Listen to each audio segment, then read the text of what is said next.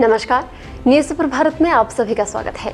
News super Bharat आपके लिए लेकर आया है एक ऐसा शो जिसमें हम आपको बता रहे हैं भारत के अनमोल रत्नों की दास्तां। भारत के अनमोल रत्न की इस कड़ी में आज हम बात करेंगे सत्यजीत राय के बारे में। सत्यजीत राय 20वीं शताब्दी के विश्व की महानतम फिल्म हस्तियों में से एक थे, जिन्होंने यथार्थवादी धारा की फिल्मों को नई दिशा देने के अलावा साहित्य, चित्रकला जैसी अन्य विधाओं में भी अपनी प्रतिभा का परिचय दिया।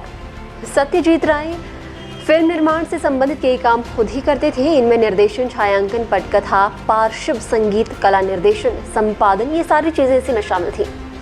फिल्मकार के अलावा वह कहानीकार, चित्रकार और फिल्म आलोचक भी थे। सत्यजीत राय कथानक लिखने को निर्देशन का अभिन्न अंग मानते थे। सत्यजीत राय ने अपने जीवन में 37 फिल्मों का निर्देशन किया, जिनमें फीचर फिल्में, वृत्तचित्र और लघु फिल्में शामिल रही।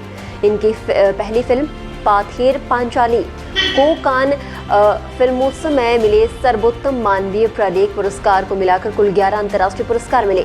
विश्व में भारतीय फिल्मों को नई पहचान दिलाने वाले सत्यजीत राय को भारत रत्न के अतिरिक्त पद्मश्री, पद्म भूषण, पद्म विभूषण और रेमन मैग्सेसे पुरस्कार से सम्मानित किया गया।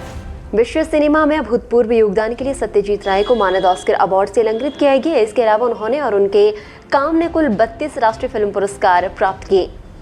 सत्यजीत राय के वंश की कम से कम 10 पीढ़ियों पहले तक की जानकारी मौजूद है। इनके दादा की अगर बात करें तो वह उपेंद्र किशोर राय चौधरी लेखक, चित्रकार, दार्शनिक, प्रकाशक और अपेशेवर खगोल शास्त्री थे।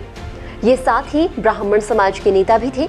उपेंद्र किशोर के बेटे सुकुमार राय ने लकीर से हटकर बांग्ला में बेतुकी कविता लिखी। ये योग्य चित्रकार और आलोचक भी थे। सत्यजीत राय सुकुमार और सुप्रभा राय के बेटे थे। इनका जन्म कोलकाता में हुआ। जब सत्यजीत केवल 3 वर्ष के थे तो इनके पिता चल बसे।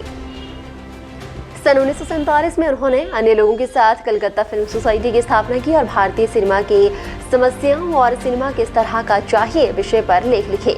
कलकत्ता फिल्म सोसाइटी ने बड़ी संख्या में सिने प्रेमियों को जुटाया, जिनमें से कुछ प्रमुख फिल्म निर्माता बने। राय की पहल ने न केवल उन्हें फिल्म शिक्षण प्रदान किया, बल्कि अन्य को भी फिल्मी शिक्षा प्रदान की।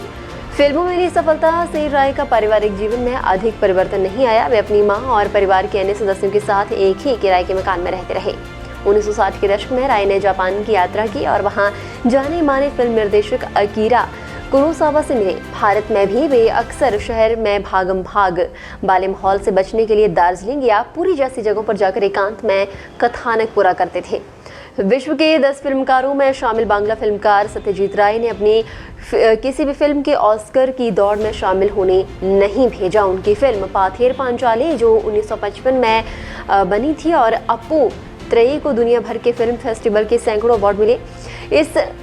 इसके बावजूद राय मोशाई ने ऑस्कर के फेरी में नहीं लगाई। स्वयं ऑस्कर अवार्ड 1992 में चलकर कोलकाता आया और विश्व सिनेमा में अभूतपूर्व योगदान के लिए सत्यजीत राय को मानद ऑस्कर अवार्ड से अलंकृत किया गया। 1983 में फिल्म घरे बायरे पर काम करते हुए राय को दिल का दौरा पड़ा, जिससे उनके जीवन की बाकी 9 सालों में उनकी कार्यक्षमता बहुत कम हो गई। घरे बायरे का छायांकन राय के बेटे की मदद से 1984 में पूरा हुआ। 1992 में हृदय की दुर्बलता के कारण राय का स्वास्थ्य बहुत बिगड़ गया, जिससे वे कभी उभर नहीं पाई। मृत्यु से कुछ ही हफ्ते पहले उन्हें सम्मानदायक अकादमी पुरस्कार दिया गया। 23 अप्रैल 1992 को उनका देहांत हो गया। उनकी मृत्यु पर कोलकाता शहर लगभग ठहर गया और हजारों लोग उनके घर पर श्रद्धांजलि देने आए। फिलहाल के लिए बस इतना ही। अगले रविवार सुबह 8 बजे इसी तरह से आपको जानकारी देंगे भारत के किसी अन्य अनमोल रत्न के बारे में। धन्यवाद।